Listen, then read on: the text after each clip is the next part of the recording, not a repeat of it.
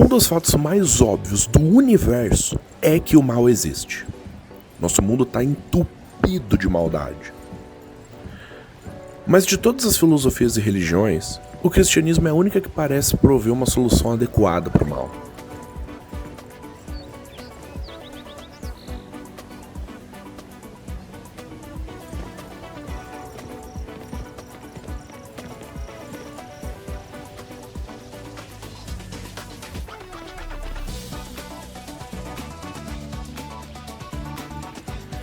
E aí galera, beleza?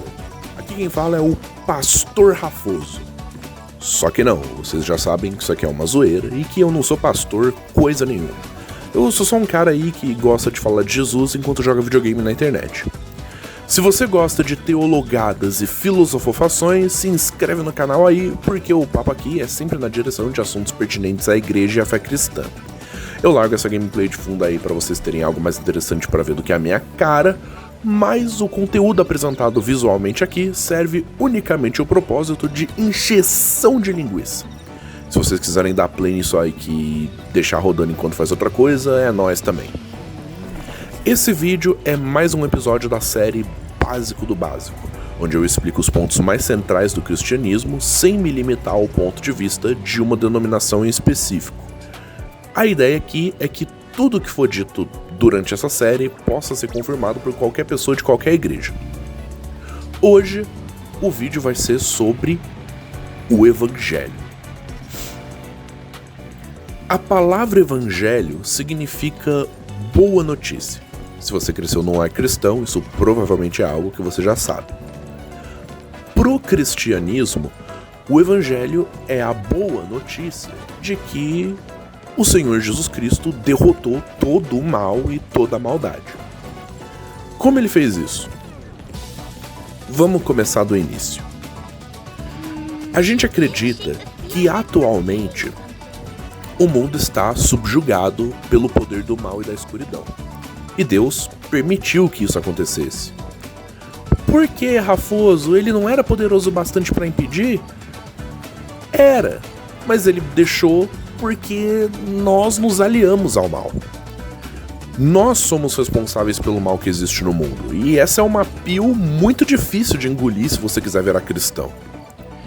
Lembra que eu disse no vídeo passado que a Bíblia conta uma história que é capaz de transformar a nossa vida a partir do momento que a gente se enxerga como parte dessa história? Pois bem, parte dessa história é entender que nós somos responsáveis pelo mal e que a gente não tem o direito de culpar ninguém pelas atrocidades que ocorrem no mundo além de nós mesmos. Mas e o diabo, Rafão? Muito bem lembrado. Existem sim seres espirituais malignos, mas Deus só permitiu que eles enchessem o mundo de maldade porque a gente meio que topou.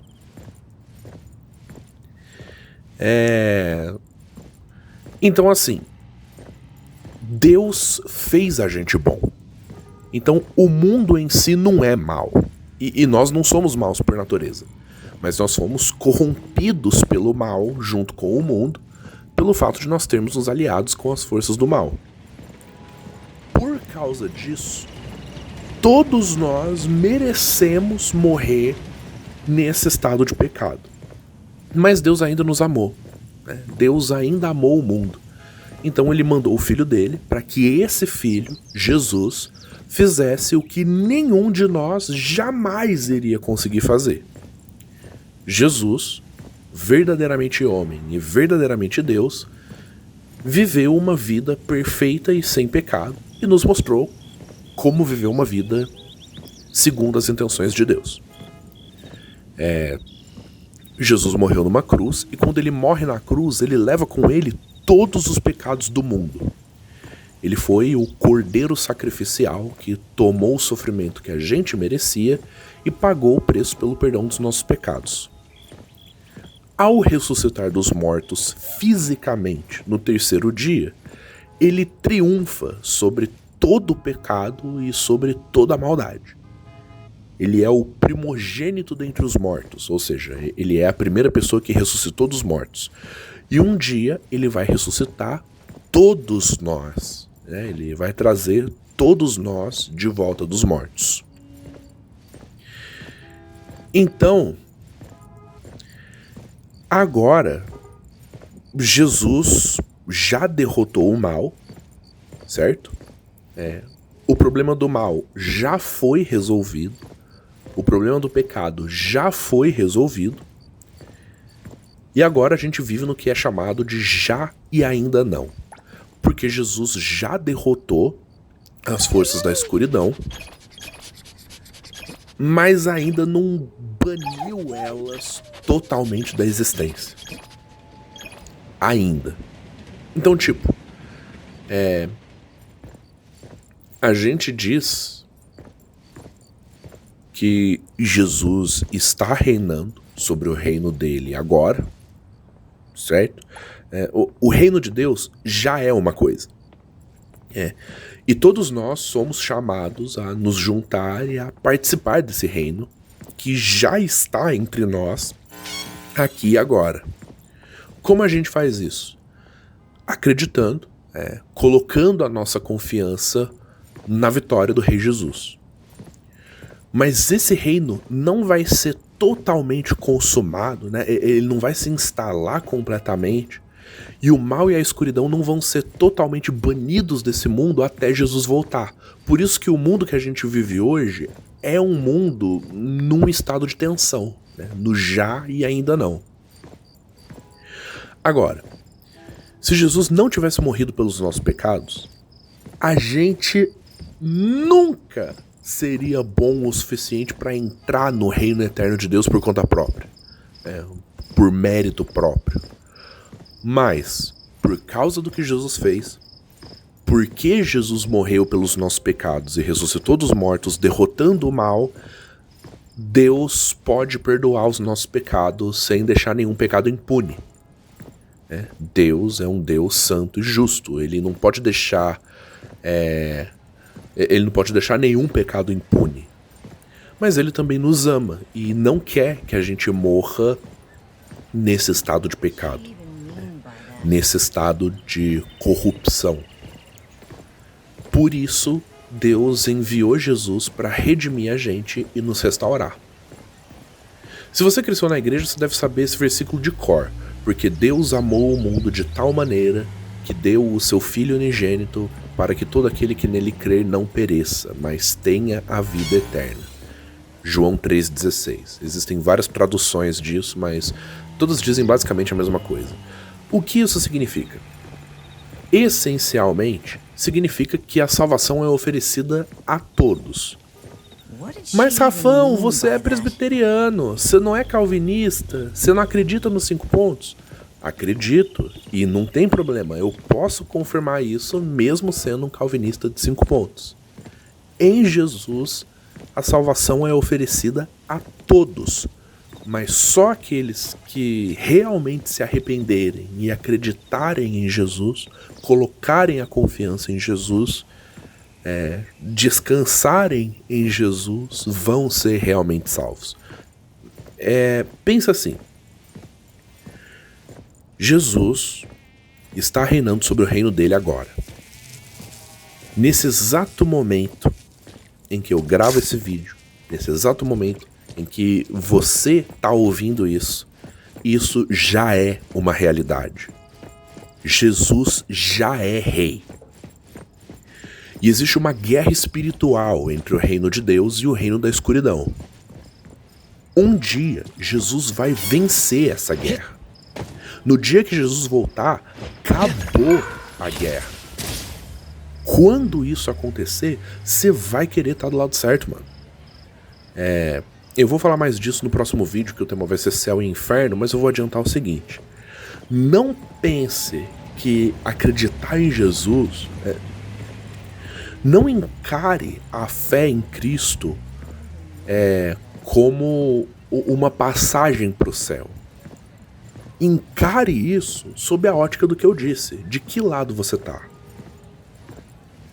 Eu sou protestante. Os protestantes costumam dizer que a gente é salvo pela fé e não por qualquer coisa que a gente faça.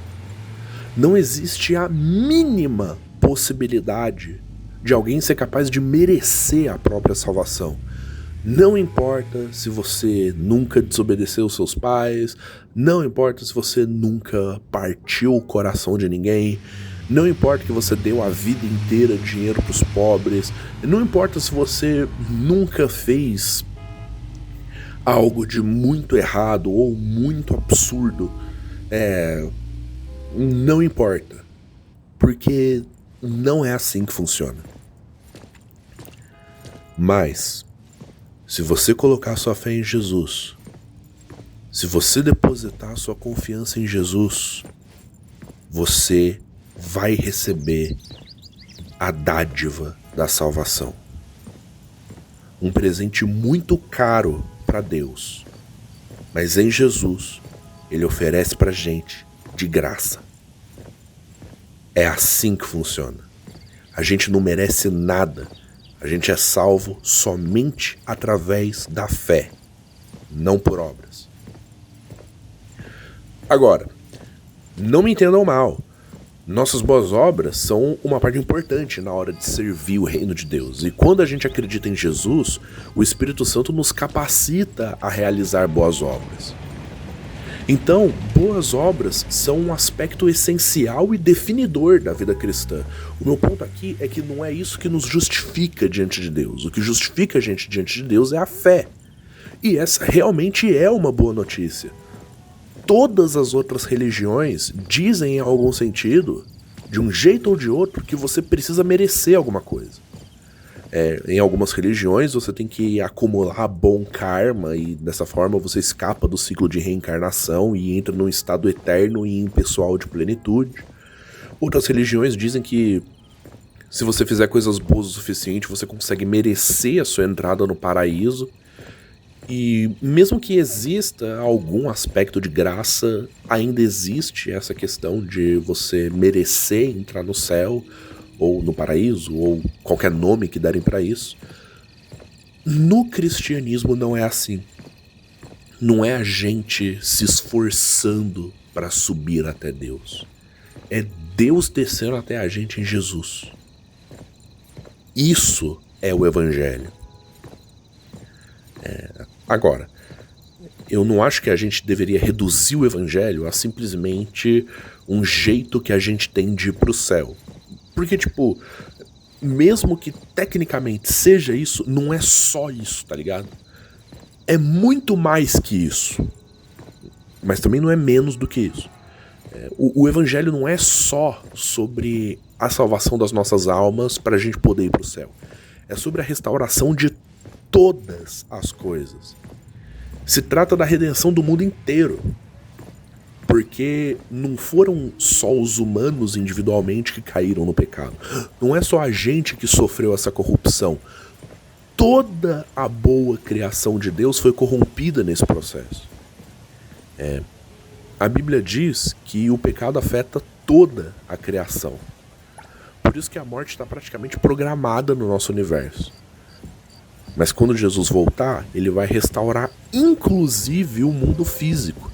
E a gente vai viver num mundo onde realmente não vai existir nem sofrimento nem morte. Então, não se trata de uma salvação individual das nossas almas. É isso também. Mas o Evangelho fala de uma salvação cósmica do universo. Isso é o Evangelho. Uai, Rafoso, e o céu? Mano, o céu é o lugar para onde as pessoas que colocaram a fé em Cristo vão logo depois da morte. Mas em algum momento, essas pessoas vão ser ressuscitadas em corpos verdadeiros. Corpos físicos. Corpos mais verdadeiros e mais físicos do que os que a gente tem agora. Então, a gente não deve pensar no Evangelho como uma forma de escapar desse mundo e ir pro céu. Porque em algum momento o céu vai descer na terra e todas as coisas vão ser feitas novas. Vai ser uma espécie de atualização massiva, onde todos os bugs e glitches da criação vão ser corrigidos. E numa forma de antecipar isso, a gente deve espalhar o reino de Deus aqui e agora. Como a gente faz isso? melhorando o mundo que a gente vive. Os cristãos devem ter um impacto positivo no mundo através de boas obras, atos de justiça, atos de misericórdia, ajudando os pobres, né? Esse tipo de coisa. E a igreja, em grande parte, tem feito isso. A igreja medieval inventou um monte de coisa moderna que hoje em dia a gente toma por garantido, tá ligado? Ciência moderna, um monte de universidade, um monte de hospital. Ao longo de toda a história, a igreja ajudou a espalhar o reino de Deus, não só salvando almas, mas realmente melhorando o mundo em antecipação ao dia que Jesus vai voltar para destruir todo o mal. Então é isso. Esse é o Evangelho. Essa é a boa notícia.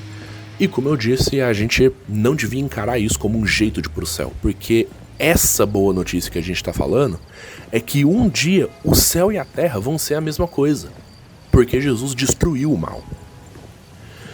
No meu próximo vídeo eu vou falar mais especificamente sobre o que exatamente é o céu. A gente tem falado sobre isso de forma adequada? Eu acho que não. Acho que a gente comete alguns erros ao falar dessas coisas geralmente. E quando eu digo a gente, eu estou me referindo ao cristão médio. É isso que a gente vai abordar no próximo episódio. Até lá. Pode ser daqui um dia, pode ser daqui um ano. Valeu, falou!